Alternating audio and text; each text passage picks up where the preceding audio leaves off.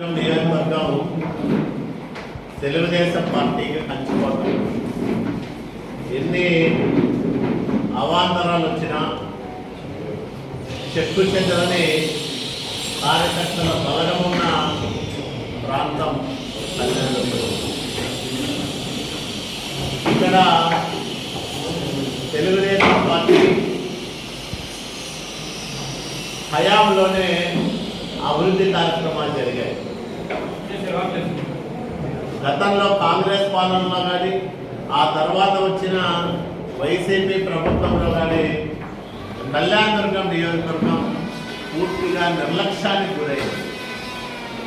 ముఖ్యంగా 2019-24 మధ్యకాలంలో స్వయంగా ఈ నియోజకవర్గం నుంచి మంత్రి ఉషశ్రీ ప్రాతినిధ్యం వహించిన ఇక్కడున్న వనరులను ఏ విధంగా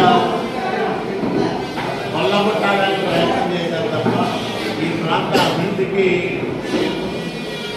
ఎలాంటి చర్యలు తీసుకోలేదు, ఎలాంటి శ్రద్ధ తీసుకోలేదు.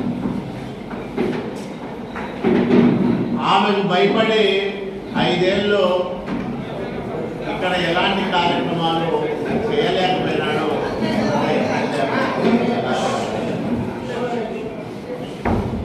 5 ఏళ్ళు పార్లమెంటు సభ్యుడిగా నేను పనిచేశాను.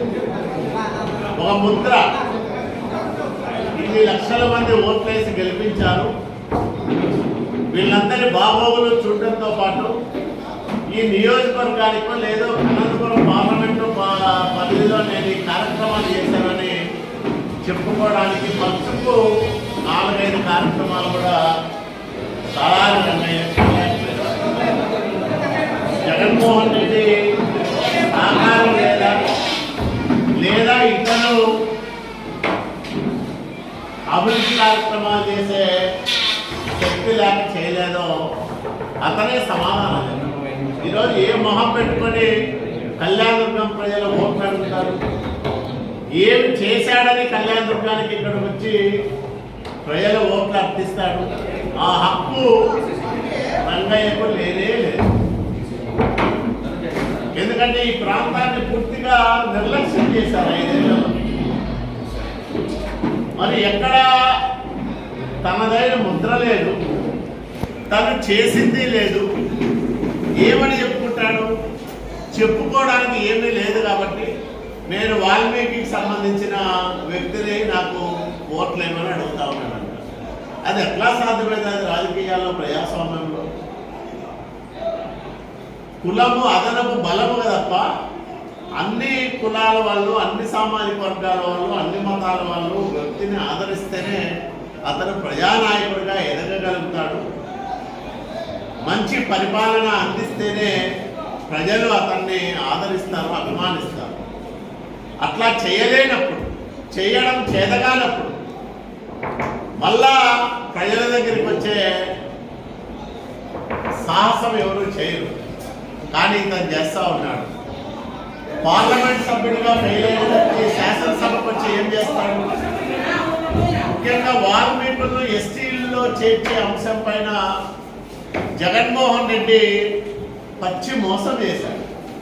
వాల్మీకుల భవిష్యత్తును కసకస కోసేశాడు.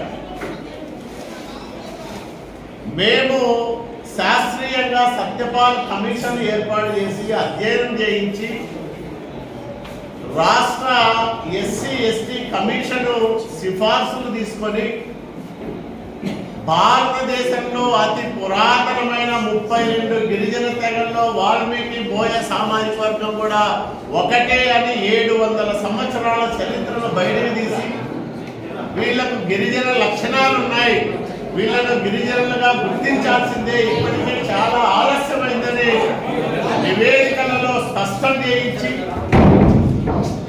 చంద్రబాబు నాయుడు గారి దయతో, ఆయన శ్రద్ధతో గతంలో పాదయాత్రలో చంద్రబాబు నాయుడు గారు ఇచ్చిన హామీ ఫలితంగా రాష్ట్ర శాసనసభలో, కేబినెట్లో, శాసన మండలిలో తీర్మానాలు చేసి ఆంధ్రప్రదేశ్ రాష్ట్రంలో ఏ మూలనున్న వాల్మీకి బోయవాడు గిరిజనుడే అని స్పష్టంగా కేంద్ర ప్రభుత్వానికి సిఫార్సు చేయించిన ఘనత తెలుగుదేశం పార్టీది, ప్రభుత్వాలది.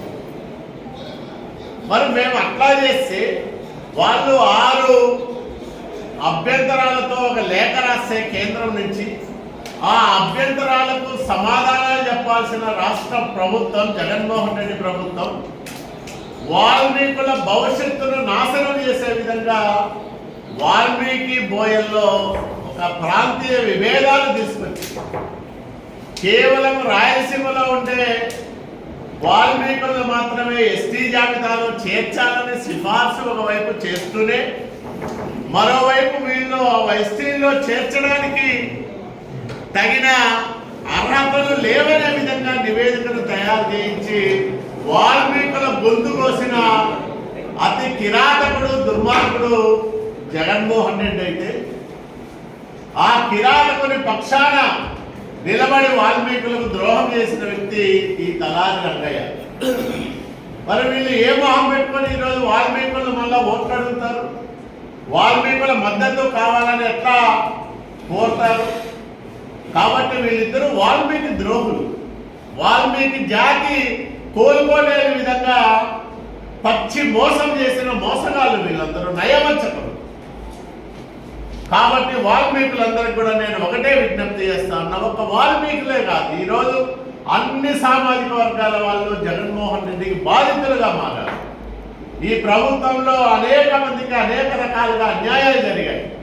వీటన్నింటినీ దృష్టిలో పెట్టుకొని కళ్యాణ్ దుర్గం తెలుగుదేశం పార్టీ కంచుకోటలో రికార్డు మెజార్టీని తీసుకురావడంలో వాల్మీకులు ప్రధాన భూమిక పోషించాలని నేను వాళ్ళకు చేతులెత్తి నమస్కరిస్తూ వేడుకుంటా ఉన్నాను. Thank you.